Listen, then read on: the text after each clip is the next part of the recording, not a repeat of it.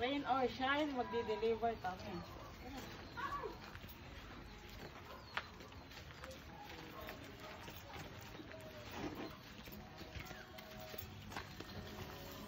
Tandaan lang.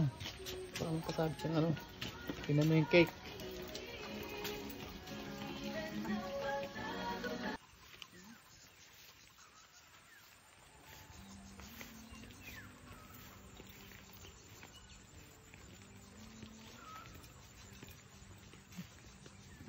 Magbabangka tayo.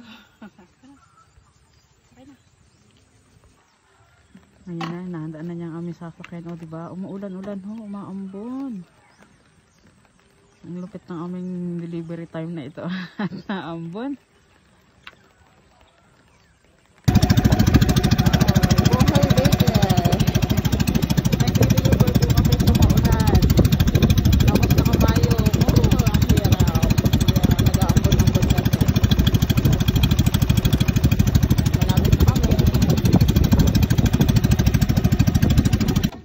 Tapos na nakapag-deliver na kami. Ayun yung green na bahay na yun. Doon kami nag-deliver.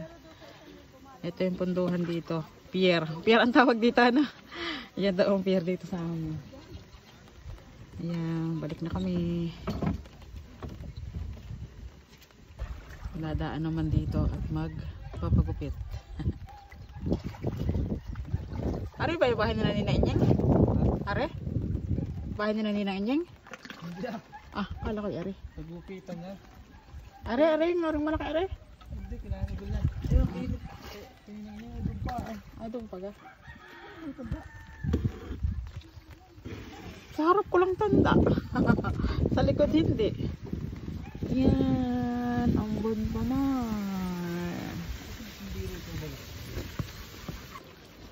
Nakagupit naman daw siya. Shout out. Hindi daw siya nagpapagupit.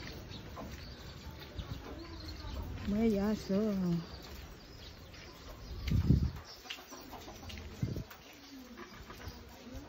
Opo.